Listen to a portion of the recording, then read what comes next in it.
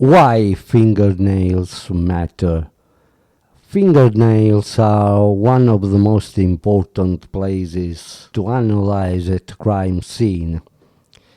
This is because they can retain biological traces left during violent contact.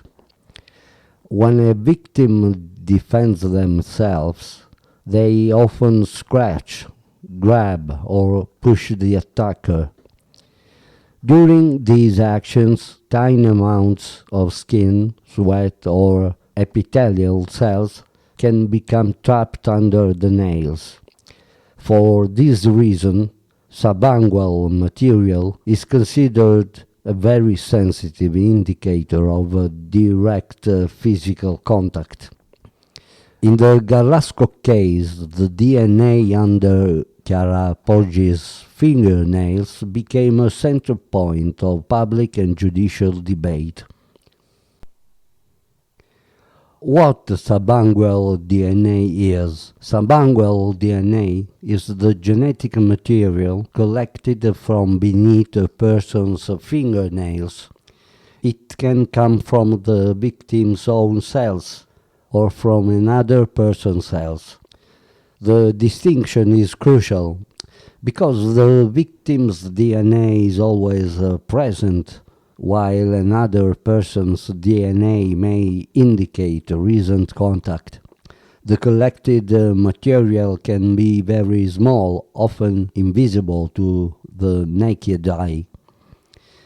This is why very sensitive laboratory techniques such as PCR are required. How DNA under the nails is collected. The collection of subungual DNA follows standardized procedures. Operators wear sterile gloves to avoid contamination. Sterile swab or small tweezers are used to collect the material. Sometimes the nail is clipped to analyze its inner surface. Each nail is treated as a separate sample. This allows investigators to understand whether the contact occurred with one hand, both hands, or specific fingers. Why DNA under the nails is so important in assault cases. In a physical assault, the victim may react instinctively. This reaction can leave traces of the attacker under the nails. Subungual DNA is therefore considered a marker of struggle. If the victim scratched the attacker, foreign DNA is likely to be found. If there was no struggle, the material may be scarce or absent. However, the absence of DNA does not automatically mean absence of contact.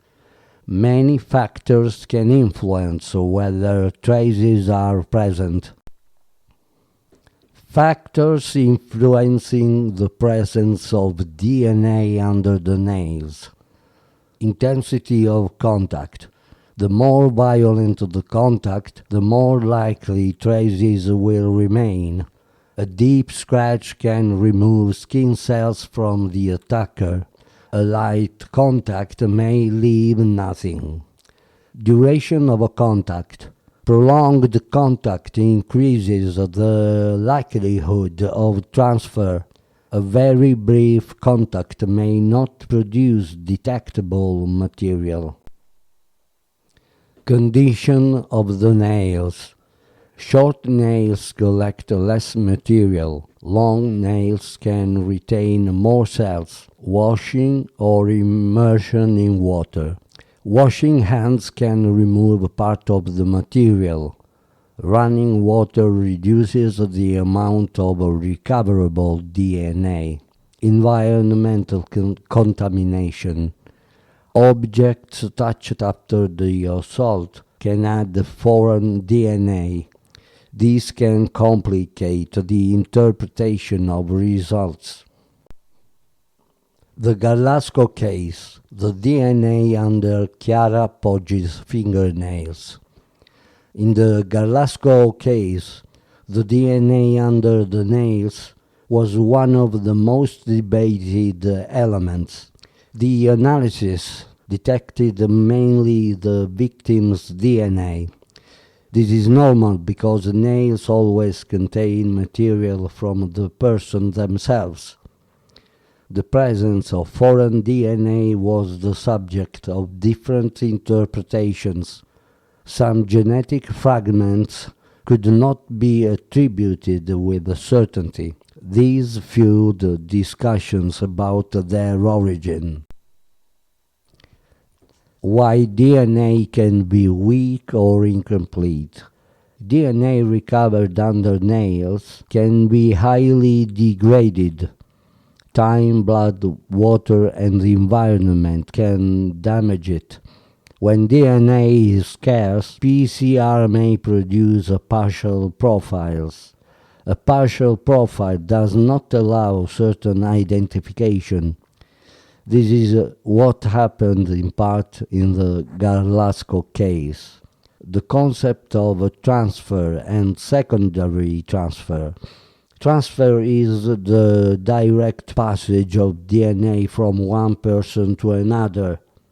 Secondary transfer is the indirect passage through objects or surfaces.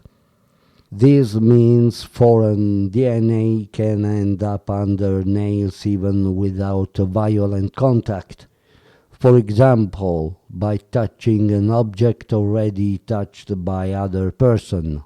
This makes interpretation more complex. What DNA under the nails can and cannot tell. DNA can indicate recent contact. It can suggest a possible physical interaction, but it cannot say how the contact occurred. It cannot say whether the contact was violent or harmless. It cannot say exactly when it occurred, and it cannot by itself identify an attacker without other elements. Conclusion. Subungual DNA as a piece, not an absolute truth. DNA under the nails is a valuable clue, but it's never definitive on its own. It must be interpreted together with all other elements of the case. In the GARLASCO case, it represented a point of discussion rather than a conclusive proof. Forensic science always requires caution, method, and contextualization. DNA is a powerful tool, but it never tells the whole story by itself.